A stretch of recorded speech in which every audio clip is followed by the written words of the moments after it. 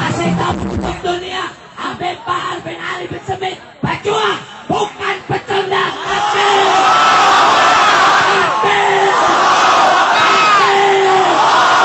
Habib Bahar berjuang.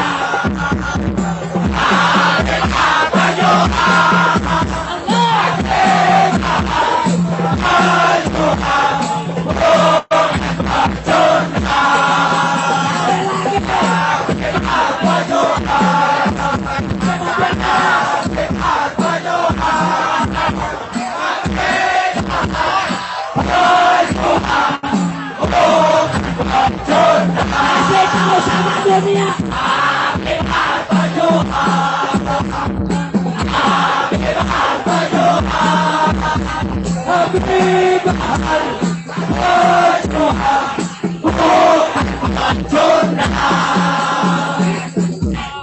Untuk yang di panggung sebagian turun.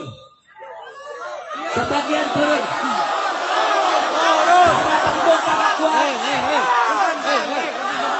Tertib, tetap tertib. Tetap jangan dorong-dorongan sampai mobil parkir. Tapi baru Habib Bahar Guru Mulia siap untuk tausiah. Buat rapi. Setuju? Sekali lagi semua nyalain dulu lampu. Ini yang punya HP. Semuanya tunjukin bahwa kita datang benar-benar dari hati, rindu kita, cinta kita. Semuanya nyalain. Habib Bahar berjuang. Habib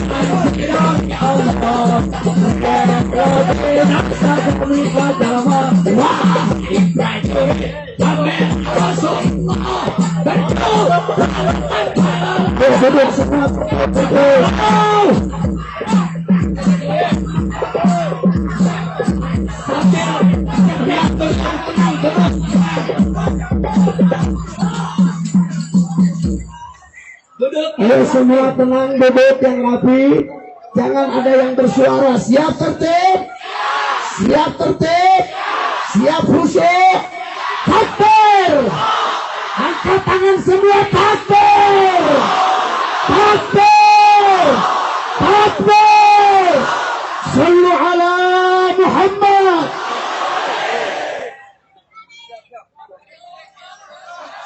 Jangan ada yang ngomong lagi, sudah. Jangan ada yang bicara, semua tenang. Jangan ada yang bicara, semua tenang.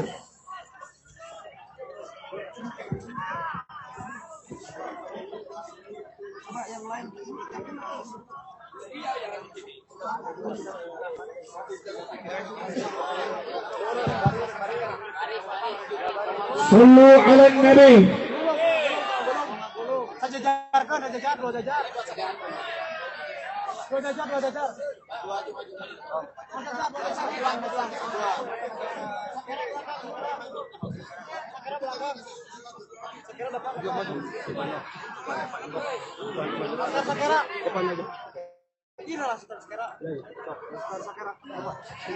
Bang, sini bang. Ini Laskar Sakera. Tolong beri hormat. Ini tamu. Ini tamu. Ini tamu. Hormat. Keluar dulu. Yuk masuk.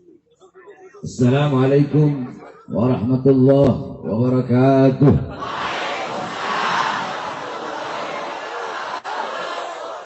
Bismillah. Wassalamualaikum ala Rasulillah Muhammad ibn Abdullah wa ala alihi wa sahbihi wa man wala. Wa ba'd.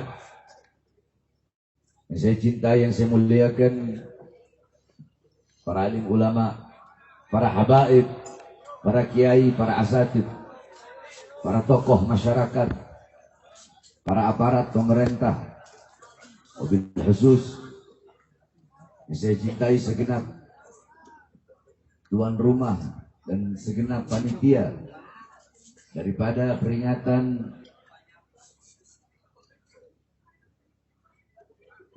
Maulid Nabi besar Muhammad sallallahu alaihi wasallam. Beserta yang saya cintai, yang saya muliakan, seluruh jamaah kaum muslimin dan muslimat, khususnya para pemuda-pemudi baginda Nabi besar Muhammad sallallahu alaihi wasallam. Sebelumnya saya mohon maaf karena telat berbangun tidur saya. Di Garut dingin soalnya, jadi bawaannya pengen tidur terus. Cuma istri Garut ini dari dulu dicari nggak dapat. Masya Allah. Yang dibawain domba Garut, dodol Garut. Anak bilang sama anak Garut, mana harim Garut? Yang dibawain domba Garut, dodol Garut. Hadirin sekalian yang dimuliakan oleh Allah Subhanahu wa taala. Alhamdulillah, segala puji dan syukur kehadirat Allah Subhanahu wa taala, yang dimana pada malam hari yang mulia ini Allah Subhanahu wa taala menempatkan kita di tempat yang mulia, yang penuh dengan kemuliaan, yang menjadi tempat turunnya suatu anugerah dan rahmat dari Allah Subhanahu wa taala. Ini tempat menjadi tempat turunnya rahmat. Ini tempat menjadi tempat turunnya berkat. Ini tempat menjadi tempat turunnya maghfirah. Ini tempat menjadi tempat turunnya hidayat. Ini tempat menjadi tempat turunnya inayat. Ini tempat menjadi tempat turunnya kasih sayang. Ini tempat menjadi tempat turunnya pengampunan. Ini tempat menjadi tempat turunnya anugerah dari Allah. Kenapa? Karena kita duduk di ini majelis untuk memuliakan, mengagungkan daripada maulid, daripada hari kelahiran baginda Nabi besar Muhammad sallallahu alaihi wasallam. Kita duduk di sini bersolawat kepada Nabi, memuji Nabi Muhammad sallallahu alaihi wasallam. Qala Rasul, man shalla alayya salatan wahidatan sallallahu alaihi biha asyra. Barang siapa yang bersolawat kepada aku satu kali, maka Allah bersolawat kepada yang satu kali. Setiap engkau bersolawat kepada Rasulullah, maka salawatmu dibawa oleh malaikat di hadapan kuburnya Rasulullah SAW. Malaikat berkata, ya Rasulullah, fulan bin fulan, fulan bin fulan, fulan bin fulan. Ya Rasulullah, masyarakat Garut, fulan bin fulan, fulan bin fulan. Disebutkan engkau punya nama satu persatu di hadapan kuburnya Rasulullah. Kemudian apa kata Rasulullah? Bawa salawat mereka menghadap Allah Subhanahu wa ta'ala. Dibawa engkau punya salawat menghadap Allah. Ketika dibawa salawatmu menghadap Allah, malaikat berkata, ya Allah, fulan bin fulan, fulanah binti fulan, fulan bin fulan, fulanah binti fulan, bersalawat kepada kekasihmu Muhammad. Apa kata Allah? Akan aku ciptakan, akan aku jadikan, akan aku ciptakan dari setiap satu huruf dari sholawat yang mereka baca. Dari setiap satu huruf. Contoh yang dibaca, ya Rabbi sholli ala Muhammad. Ya satu huruf, alif satu huruf, ra satu huruf, ba satu huruf, ya satu huruf. Ya Rabbi 5 huruf. Dari setiap satu huruf, kata Allah, aku ciptakan 360 malaikat yang memiliki 360 kepala. Di setiap kepala memiliki 360 wajah. Di setiap wajah memiliki 360 mulut. Di setiap mulut memiliki 360 lidah. Yang dimana setiap lidah memohon ampun atas dosa-dosa orang yang bersalawat tersebut. Ketika Rasulullah SAW Isra Mi'raj, beliau berjumpa dengan malaikat yang memiliki 1000 tangan. Di setiap tangan memiliki 1000 jari. Maka Rasulullah bertanya, wahai malaikat, kenapa Allah ciptakan engkau punya 1000 tangan? Setiap tangan punya 1000 jari. Rasulullah takjub kagum dengan kehebatan malaikat tersebut. Apa kata malaikat itu? Ya Rasulullah, Allah ciptakan aku, tugasku adalah menghitung setiap tetesan-tetesan hujan yang jatuh dari langit ke bumi. Kemudian Rasulullah bertanya, wahai malaikat, apakah engkau tahu berapa banyak jumlah, berapa banyak bilangan tetesan-tetesan hujan yang jatuh dari langit ke bumi semenjak Adam sampai sekarang? Sampai sekarang maksudnya sampai saat itu ketika Rasulullah SAW. Apa kata malaikat tersebut?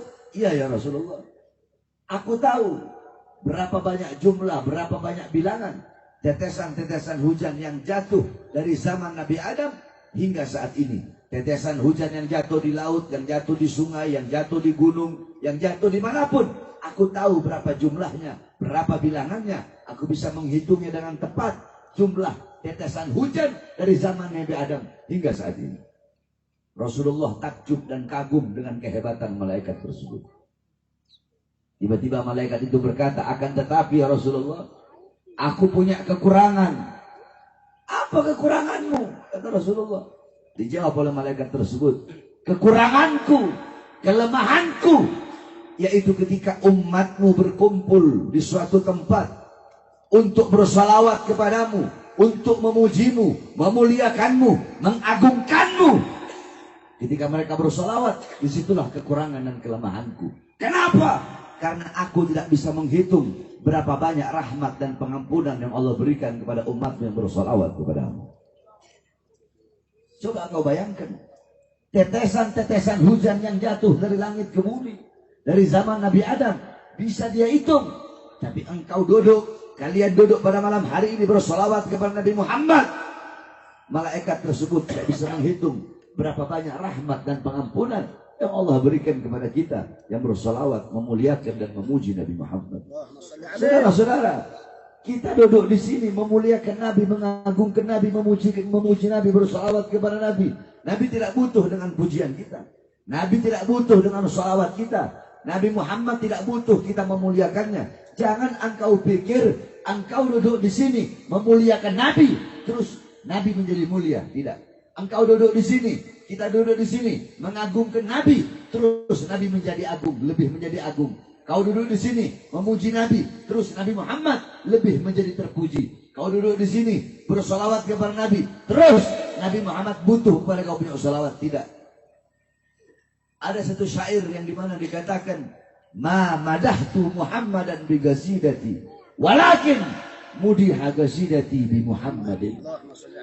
Aku tidak memuji Nabi dengan syairku. Aku tidak memuliakan Nabi dengan syairku, tapi syairku yang menjadi terpuji karena telah memuji Nabi Muhammad. Syairku yang menjadi mulia karena telah memuliakan Nabi Muhammad. Syairku yang menjadi agung karena telah mengagungkan Nabi Muhammad. Jadi kita duduk di sini menjadi mulia. Kenapa? Karena kita telah memuliakan Nabi Muhammad. Bukan kita memuliakan Nabi terus, Nabi bertambah mulia, tidak. Kemuliaan Nabi tidak bertambah, tidak berkurang. Kemuliaan Nabi Muhammad SAW, beliau tidak bisa digambarkan, tidak bisa dilukiskan. Sekalipun lautan menjadi tinta, pohon-pohon menjadi pena, digunakan untuk melukis kemuliaan Nabi, lautan jadi tinta, pohon jadi pena, tidak akan sanggup melukis kemuliaan baginda Nabi besar Muhammad SAW. Jadi kita duduk di sini memuliakan Nabi, kita menjadi hamba yang mulia. Kita duduk di sini menjadi agung karena telah mengagungkan Nabi Muhammad. Kita duduk di sini menjadi terpuji karena telah memuji baginda Nabi besar Muhammad SAW. Saudara-saudara, kita duduk di ini majelis untuk bersyukur kepada Allah. Al-Imam Busiri rahimahullah radhiyallahu an dalam qasidah Muhammadiyahnya, beliau berkata, Muhammadun syukruhu fardhun 'alal umami. Muhammad, bersyukur dengan adanya beliau, bersyukur dengan adanya beliau, lahirnya beliau, wajib bagi setiap umat untuk bersyukur dengan adanya baginda Nabi besar Muhammad. Saudara-saudara, khususnya para santri, jangankan bersyukur dengan adanya Nabi Muhammad, jangankan bersyukur dengan adanya Rasulullah. Engkau tahu apa sebab kita disunahkan berpuasa pada tanggal 10 Muharram? Sebab disunahkan berpuasa pada tanggal 10 Muharram karena ketika di Madinah, Rasulullah SAW, beliau pernah bertanya kepada orang Yahudi Madinah akan puasa mereka pada tanggal 10 Asyura atau 10 Muharram. Rasulullah tanya, kenapa kalian berpuasa pada tanggal 10 Muharram? Apa jawab orang Yahudi Madinah? Kami berpuasa pada tanggal 10 Muharram untuk bersyukur kepada Allah atas selamatnya Musa dari kejaran Fir'aun. Apa kata Rasulullah? Nahnu ahaggu bi Musa minkum. Kami lebih berhak atas Musa dari kalian. Kami yang harusnya lebih berhak bersyukur atas selamatnya Musa daripada kalian. Nabi pun memerintahkan para sahabat untuk berpuasa pada tanggal 10 Muharram. Nah, untuk berselisih agar tidak bertasyabuh, agar tidak menyerupai, agar tidak sama dengan orang Yahudi, Nabi Muhammad berkata, andaikan aku hidup sampai tahun depan, maka aku akan berpuasa pada tanggal Tasu'ah atau 9-nya. Jadi kalau orang Yahudi 10 Muharram, kalau kita 9 dan 10 Muharram. 9-nya itu untuk menyelisihi, untuk tidak menyamakan diri kita dengan orang-orang Yahudi. Nah, saudara-saudara sekalian yang dimuliakan oleh Allah, berpuasa pada tanggal 10 Muharram menjadi ibadah sunnah. Kenapa? Karena kita bersyukur kepada Allah atas selamatnya Nabi Musa dari kejaran Fir'aun. Jikalau bersyukur kepada Allah atas selamatnya Nabi Musa jadi ibadah sunnah, maka bagaimana kita bersyukur kepada Allah atas selamatnya seluruh alam semesta, seluruh jagat raya ini berkat adanya baginda Nabi besar Muhammad SAW. Bersyukur kepada Allah atas selamatnya Nabi Musa menjadi ibadah sunnah. Terus bagaimana kita mau bersyukur dengan selamatnya seluruh alam semesta berkat Nabi Muhammad? Laula kama khalaqtul aflak. Wahai Muhammad, kalau bukan karena engkau, tidak akan aku ciptakan seluruh alam semesta. Laula Muhammad ma khalaqtuka ya Adam. Kalau bukan karena Muhammad, tidak akan aku ciptakan engkau wahai Adam.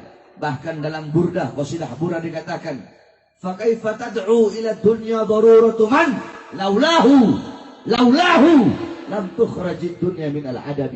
Kalau bukan karena Nabi Muhammad, kalau bukan karena Rasulullah, dunia tidak akan pernah keluar dari ketiadaannya. Maksudnya, dunia tidak akan pernah ada kalau bukan karena Nabi Muhammad. Para nabi, para rasul tidak akan pernah ada kalau bukan karena Nabi Muhammad. Para nabi, para rasul, Nabi Adam, Nabi Idris, Nabi Nuh, Nabi Saleh, terus sampai Nabi Allah Ibrahim, Ismail, Ishak, sampai Nabi Isa. Semua para nabi dan para rasul terselamatkan ada. Kenapa? berkat baginda Nabi besar Muhammad sallallahu alaihi wasallam. Maka bagaimana cara kita bersyukur kepada Allah Subhanahu wa taala? Jikalau bersyukur dengan selamatnya Nabi Musa saja menjadi ibadah sunnah, maka bagaimana bersyukur atas selamatnya seluruh alam semesta berkat adanya baginda Nabi besar Muhammad sallallahu alaihi wasallam. Nah, kita bersyukur dengan duduk pada malam hari ini, berbahagia, bergembira dengan maulid Nabi besar Muhammad sallallahu alaihi wasallam.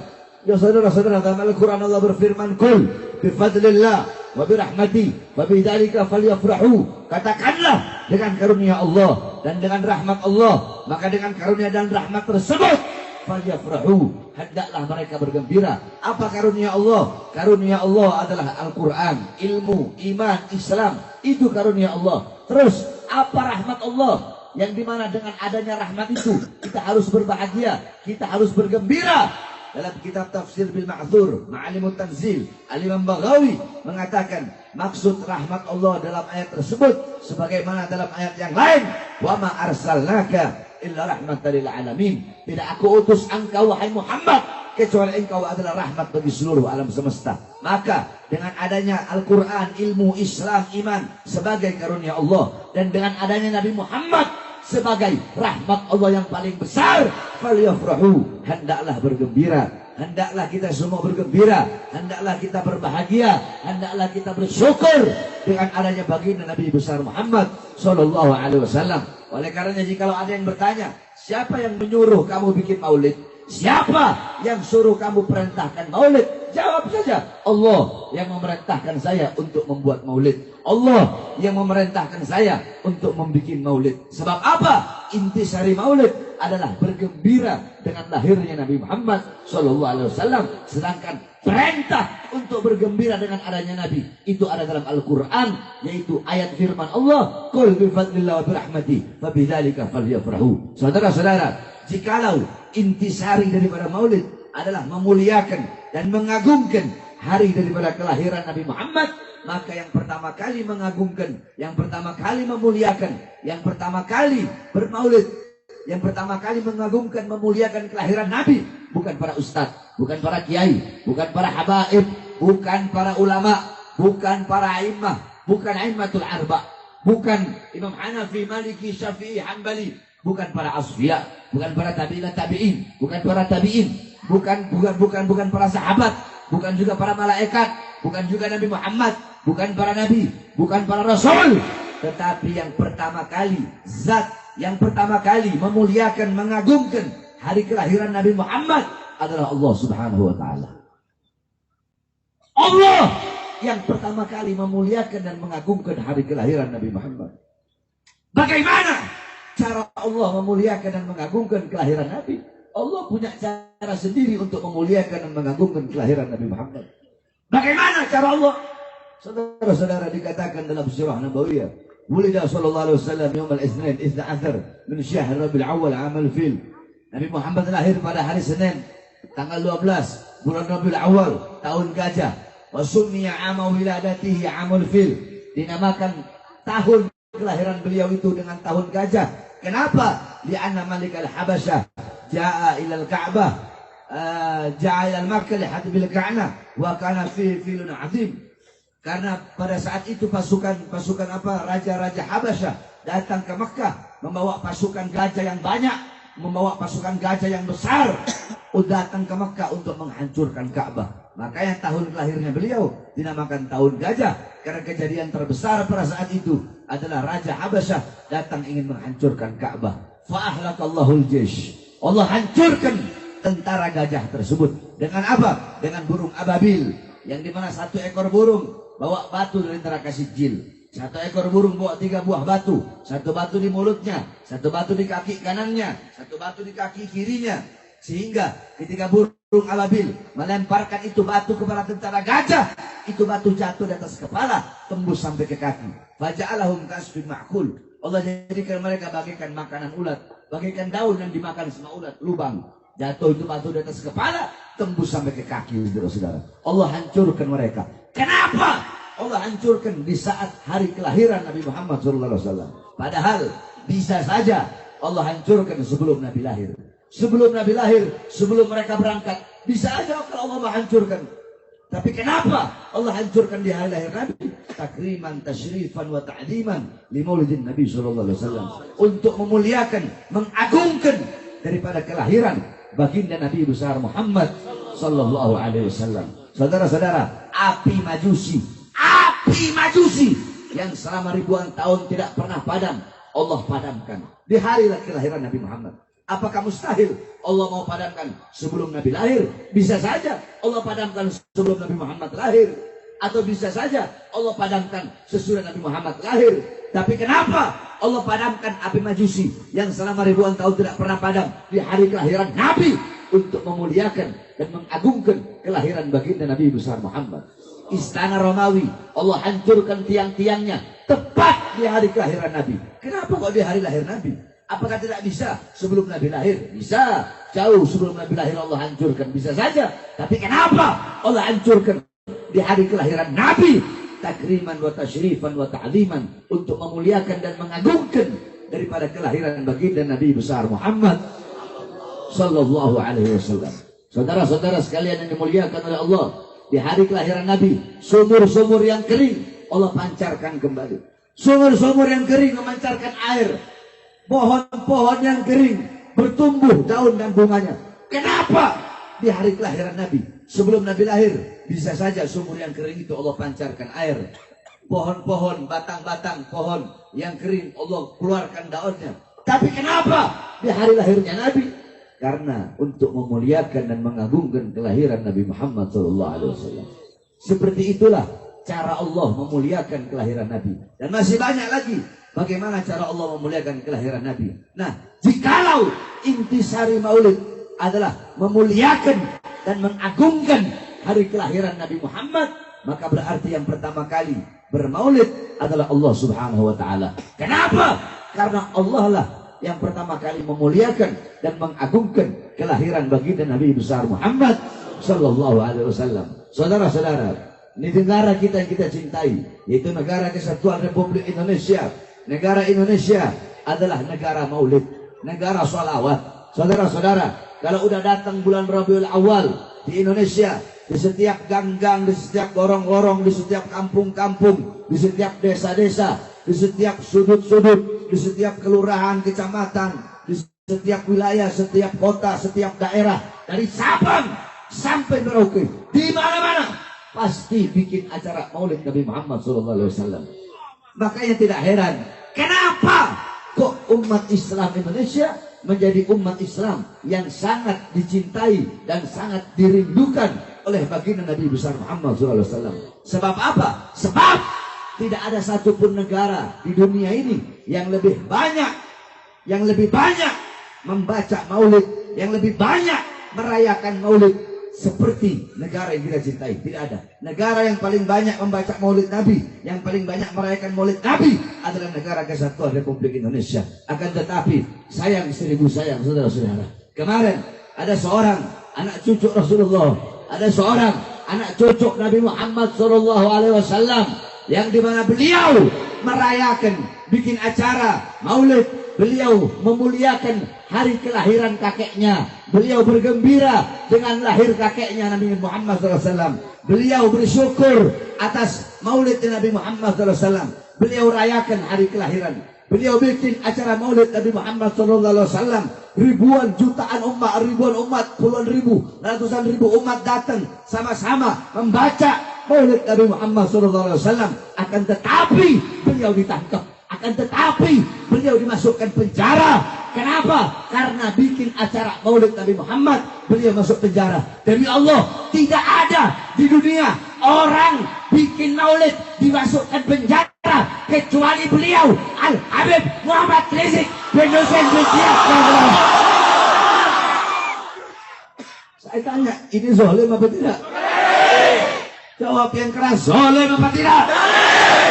Zalim apa tidak? Adil atau tidak? Adil atau tidak? Beliau bikin acara maulid Nabi, dimasukkan penjara, 6 laskar beliau dibantai, rekening keluarga beliau semuanya diblokir. Beliau gara-gara bikin maulid Nabi Muhammad, tangan yang dalam tubuhnya mengalir darah Nabi Muhammad diborgol, dibikin bagaikan penjahat, dibikin bagaikan koruptor, biadab. Padahal beliau anak cucu Nabi Muhammad yang merayakan Maulid Nabi Muhammad dengan alasan PSBB. Saudara-saudara, PSBB, ya PSBB. Tapi kenapa mal-mal kalian biarkan buka? Kenapa masih banyak tenaga-tenaga kerja dari asing kalian datangkan, sedangkan banyak pribumi Indonesia yang pengangguran di masa PSBB? Kalian ingin kami, rakyat Indonesia, kami menjadi budak di negara kami sendiri, saudara. Alasan PSBB, alasan PSBB, alasan PSBB. Sampai-sampai kemarin, 1 tahun yang lalu, 1 tahun setengah yang lalu, baru saya bebas. Malamnya saya bahas pemerintah. Saya bilang, kenapa kalian kurung rakyat? Kenapa kalian biarkan rakyat dalam rumah? Terus tidak kalian kasih makan? Kenapa warung-warung kecil kalian tutup, sedangkan mal-mal tetap buka? Kenapa orang-orang kalian larang keluar rumah? Tenaga kerja dari asing terus kalian kirim. Gara-gara itu saya dimasukkan lagi ke dalam penjara. Saya tanya, kalian pernah lihat ceramah saya itu kan? Pernah kan? Ceramah saya itu katanya dianggap meresahkan rakyat, meresahkan masyarakat. Saya tanya yang ada di sini, kalian semua rakyat apa bukan? Rakyat apa bukan? Masyarakat apa bukan? Resah nggak dengan ceramah saya ini? Hah? Berarti pemerintahnya yang resah.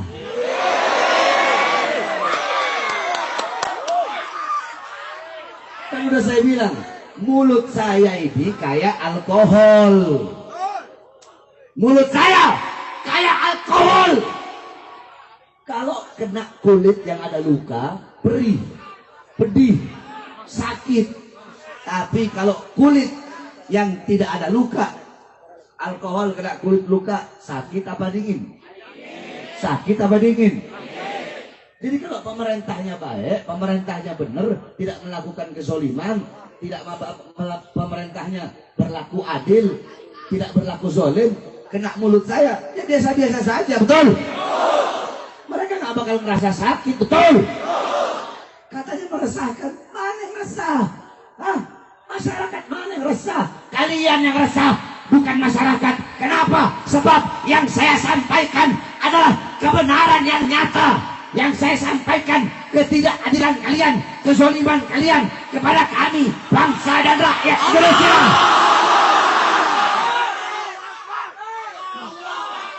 Saudara-saudara, untuk apa saya ngambil risiko? Untuk apa? Saya tahu risikonya pasti di penjara. Kemarin ketika keluar, bisa aja saya nggak usah ceramah. Enak kok udah keluar, udah bebas. Siapa saya mau di penjara? Saya udah tahu kalau saya ceramah pasti saya bakal dimasukkan lagi. Bukan enggak. Tapi saya ambil risiko itu. Kenapa? Demi bangsa. Demi membela rakyat. Demi membela masyarakat. Gak apa-apa saya di penjara lagi, saudara-saudara. Demi menyuarakan kebenaran. Kami anak cucu Rasulullah. Habib Rizik, kami dalam tubuh kami mengalir darah-darah pejuang, mengalir darah-darah yang selalu membela rakyat, darah-darah yang selalu membela umat. Di penjara cuma hal kecil, saudara. Kakek-kakek kami dibunuh. Sayyidina Ali bin Abi Thalib lagi sholat ditikam dari belakang sampai beliau mati. Kenapa? Hanya satu jawabannya. Karena beliau yang berada di barisan paling depan untuk menyampaikan kebenaran melawan kezaliman. Kami punya kakek Sayyidina Hasan bin Ali diracun sampai beliau wafat, keluar semua isi perutnya, diracun. Kenapa? Satu jawabannya, karena karena Sayyidina Hasan berada di barisan paling depan untuk menyuarakan kebenaran. Saudara-saudara, kami punya kakek Sayyidina Husain radhiyallahu anhu. Sayyidina Husain dipenggal kepalanya, dipenggal Kepala cucu Rasulullah dipenggal oleh umatnya sendiri, dipenggal oleh orang yang mengaku umat Nabi Muhammad tetapi memenggal kepala cucu Nabi Muhammad. Sama seperti orang sekarang yang mengaku saya umat, saya juga Islam, saya juga umat Nabi, tetapi memenjarakan cucu Nabi Muhammad SAW. Makanya waktu di Nusa Kambangan kemarin, ketika itu saya diborgol, tangan saya diborgol, perut saya diborgol, kaki saya diborgol, 3 borgol. Itu emang udah SOP-nya seperti itu, saudara-saudara. Tetapi seluruh petugas-petugasnya baik, mereka hanya mengikuti aturan. Mereka berkata, Habib, kami ini NU, kami cinta Habib, mohon maaf Habib, terpaksa kami harus seperti ini, kalau enggak kami bisa kehilangan pekerjaan. Saya bilang nggak apa-apa. Minta maaf, minta ridhonya, kami takut kualat. Nggak apa-apa, udah. Borgol tangan, borgol perut, borgol kaki. Ketika sambil berjalan, saya tanya kepada mereka, kalian Islam semua? Iya, Beb. Kami semuanya Islam. Siapa Nabi kalian? Nabi Muhammad, Beb. Setiap kalian sholat, kalian bersolawat? Iya, Beb, bersolawat. Apa solawat yang kalian baca? Allahumma sholli ala sayyidina Muhammad wa ala ali sayyidina Muhammad. Salat, salam sejahtera, salawat, rahmat Allah, salam sejahtera atas Nabi Muhammad dan atas keluarga Nabi Muhammad. Tahukah kalian? Kalian mengaku umat Muhammad, sedangkan kalian membiarkan cucu Muhammad diborgol di depan kalian, tangan, perut, dan kakinya. Kalian salat, bersolawat kepada Al Muhammad, anak cucu Muhammad, sedangkan anak cucu Muhammad di hadapan kalian diborgol tangannya, perutnya, kakinya. Kalian diam. Saya bagaikan penjahat, saya bagaikan koruptor, saya bagaikan partner narkoba. Padahal saya hanya gara-gara ceramah menyampaikan kebenaran, membela rakyat yang susah ketika itu, yang dikurung ketika sedang korup. Oleh karenanya, saudara, kakek-kakek kami udah biasa. Beliau-beliau dibunuh, Imam Ali Zainal Abidin dimasukkan penjara, nenek-nenek kami, putri-putri Sina Husain dirantai, ditawan bagaikan binatang. Itu sudah biasa. Kami di penjara, dibunuh, sudah biasa, saudara-saudara. Itu yang dilakukan oleh kakek-kakek kami, dan itulah warisan yang diberikan kepada kami. Kakek-kakek kami tidak mewariskan harta, pangkat, jabatan, tahta, kekuasaan. Bukan itu warisan daripada kakek-kakek kami. Warisan daripada kakek-kakek kami di penjara. Warisan kakek-kakek kami ilmu, akhlak, adab, wara', khauf, khasyah, suhud. Warisan kakek-kakek kami di penjara, diracun, dibunuh. Dan itulah risiko bagi kami yang mau berjuang di jalan Allah Subhanahu wa taala. Oleh karenanya saya sampaikan, darah beliau, Sayyidina Ali, Rasulullah SAW, Sayyidina Hasan, Sayyidina Husain mengalir di dalam tubuh kami para habaib, mengalir di dalam tubuh Al-Habib Muhammad Rizieq bin Husain bin Syihab. Oleh karenanya kami sampaikan, kami para habaib, kami para anak cucu Rasulullah, kami para pemuda-pemudi Syabab Ba'alawi yang lurus, yang berada di bawah komando Habib Rizieq, demi Allah kami akan selalu tegak berdiri, tidak akan berhenti sampai mati, tidak akan mundur sampai hancur untuk melawan kezaliman, melawan ketidakadilan, melawan kemungkaran sampai titik darah penghabisan dunia. Kami tidak lawan pemerintahnya. Akidah kami aswaja, betul? Akidah kita apa? Akidah kita apa? Aswa. Ahlus sunnah wal jamaah. Ahlus sunnah wal jamaah. Ahlus sunnah wal jamaah. Akidah Asy'ari matu. Akidah Asy'ari matu. Mazhab Syafi'i. Mazhab Syafi'i. Nah, dalam akidah Ahlus sunnah wal jamaah, hukumnya haram melawan pemerintah yang sah. Haram menjatuhkan pemerintah yang sah. Kami tidak melawan pemerintah, tidak. Yang kami lawan kezalimannya, betul? Ketidakadilannya, betul? Ketidakadilannya yang kami lawan. Di negara hukum kita nggak adil, betul? Penista-penista agama dibiarkan. Penista agama dibiarkan, padahal udah berkali-kali dilaporkan. Tetapi kalau para ulama-ulama pengkritik penguasa yang dilaporkan, dari langsung dipanggil polisi, langsung dijadikan saksi, dari saksi jadi tersangka, dari tersangka langsung dimasukkan, saudara-saudara. Kenapa yang terlapor penista-penista agama ini kok nggak diproses? Karena mereka berada di pihak kekuasaan. Kenapa kok kami dimasukkan penjara? Jawabannya satu, karena kami tidak bisa disuap, kami tidak bisa disogok, kami tidak bisa dibeli, saudara-saudara. Kami tidak akan menjual kehormatan darah suci Rasulullah SAW hanya demi kehinaan-kehinaan duniawi atau pangkat jabatan, tahta dan kekuasaan. Tidak, saudara-saudara. Kami semata-mata untuk membela agama datuk kami dan membela rakyat bangsa Indonesia yang sangat kami cintai. Oleh karenanya saya sampaikan kepada seluruh hadirin semua yang hadir di sini, kalian jangan pernah capek untuk menyampaikan kebenaran. Terus tegak berdiri. Udah cukup selama ini, selama 3 tahun. Saya lihat para ustadz, para kiai, ada beberapa para habaib juga diam, tengkurap, anak-anak mudanya diam, tengkurap. Cukup. Sekarang saatnya kalian untuk bangkit. Saya tanya, siap bangkit? Siap bangkit? Siap bangkit kembali? Siap berjuang? Siap berjuang? Siap berjuang? Siap melawan kezaliman? Siap melawan kemungkaran? Siap hancur? Siap mati? Siap dibinasa? Siap binasa? Kalau nanti di penjara gimana? Di penjara gimana? Siap. Di penjara. Di penjara. Di penjara. Di penjara. Diracun. Ditangkap. Dibunuh. Siap mati. Siap hancur. Siap binasa. Sampaikan kepada mereka, kami para pemuda-pemudi Islam bersumpah, bagi kami NKRI adalah harga mati.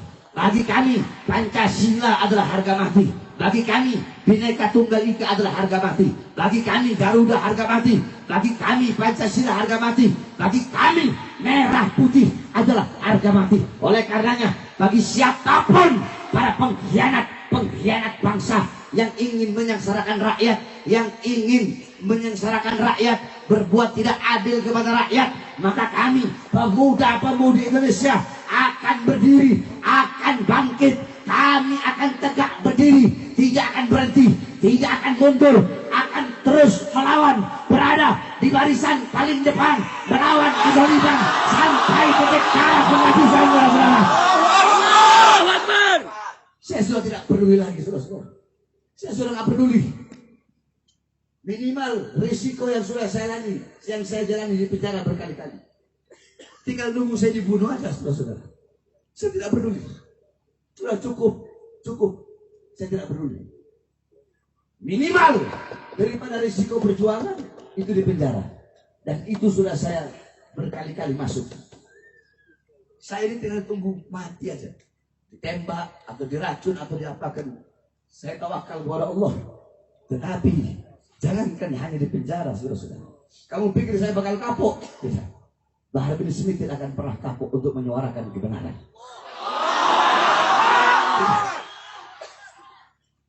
Demi kalian, umat kakek kami Nabi Muhammad SAW.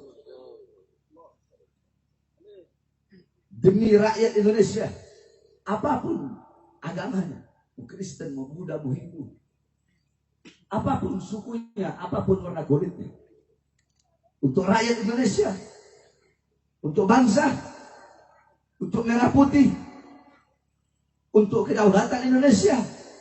Jangankan cuma di penjara. Demi Allah, nyawa, jiwa, dan darah Bahar bin Smith murah untuk ditumpahkan. Murah nyawa saya, jiwa saya, darah saya hilang atau tumpah. Murah demi umat Islam. Murah demi rakyat Indonesia, apapun agama dan sukunya serta bangsanya, saudara-saudara. Oleh karenanya, saya wasiatkan kepada seluruh hadirin yang ada di sini. Cukup sudah selama ini kalian tertidur. Sampaikan kebenaran. Betul? Jangan pernah capek. Kebenaran itu bagaikan matahari yang akan selalu bersinar walaupun di hadapan orang-orang yang buta. Jangan pernah takut kepada siapapun. Tanamkan dalam hatimu rasa takut kepada Allah, maka akan Allah tanamkan dalam hati-hati makhluk rasa takut kepadamu, saudara-saudara. Oleh karenanya kita doakan, mudah-mudahan pemerintah kita menjadi pemerintah yang baik, menjadi pemerintah yang adil, menjadi pemerintah yang bisa mensejahterakan rakyat, pemerintah yang memakmurkan rakyat, pemerintah yang berdiri sendiri, pemerintah yang tidak tunduk dan tidak patuh kepada para cukong-cukong dan kepada para asing-asing, pemerintah yang berwibawa, berdiri sendiri dan bisa mengelola kekayaan alamnya sendiri sehingga lebih mensejahterakan dan memakmurkan rakyat. Amin, amin ya rabbal alamin. Terakhir kita doakan saudara-saudara kita yang berada di Semeru yang sedang dilanda bencana, yaitu gunung yang meletus. Mudah-mudahan saudara-saudara kita di sana yang wafat, mudah-mudahan Allah terima amal ibadahnya. Yang mengalami luka-luka, mudah-mudahan Allah segera sembuhkan. Dan saudara-saudara kita, baik dari pemerintah ataupun dari ormas-ormas atau dari kemanusiaan-kemanusiaan yang lain yang sedang berada di sana untuk membantu korban, mudah-mudahan Allah kuatkan langkahan kakinya.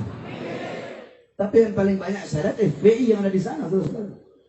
Yang lain nggak nongol. Ada yang ngomong itu FPI bubarkan saja itu. Kok nggak nongol di Semeru? Ada yang ngomong itu FPI radikal itu. Kok nggak nongol di Semeru? Itu FPI intoleran. Kok nggak ada di Semeru? Nggak ada tuh di tempat-tempat bencana. Yang mulutnya ngomong, saya ini nasionalis, saya ini NKRI, saya ini toleransi. Itu FPI apa? Habib Rizik itu apa? Mana? Kok congornya nggak kelihatan di sana? Justru FPI yang berada di barisan terdepan. Untuk apa? Untuk kemanusiaan, membantu bangsa dan rakyat Indonesia, tidak peduli apapun suku dan agamanya. Betul? Ini yang nyata, ini yang terjadi. Justru yang ngomong, mana itu FPI radikal itu, FPI intoleran itu, mana? Kok nggak kelihatan di Semeru? Nggak kelihatan congornya. Mana yang kemarin nurunin balehonya Habib Rizik? Duduk. Mana Jenderal Baleho, mana yang kemarin nurunin balehonya Habib Rizik? Yang bubarkan, yang ngomong bubarkan saja FPI. Kok nggak kelihatan di Semeru? Ah? Mana? Kok nggak kelihatan di Semeru? Kok para FPI yang ada di sana? Kok nggak ada poster dia di sana? Yang ada kok baleho-baleho Habib Rizik yang ada di Semeru, kemanusiaan, bantu masyarakat. Betul? Makanya mudah-mudahan Allah jadikan di negara kita negara yang makmur, negara yang sejahtera, aman, tentram. Dan andaikan kalau ada yang ingin mengkhianati ini bangsa, semoga Allah hancurkan. Ada yang ingin merusak ini bangsa, mudah-mudahan Allah hancurkan. OPM dibilang saudara. Dudung. Giliran sama ormas Islam galak. Wah, apa itu ya? Sama OPM yang jelas-jelas teroris, separatis, itu saudara kita. Harus dirangkul. Mereka saudara kita, harus dirangkul. Kemarin Mahfud MD langsung ngomong depan dia, OPM bukan saudara kita.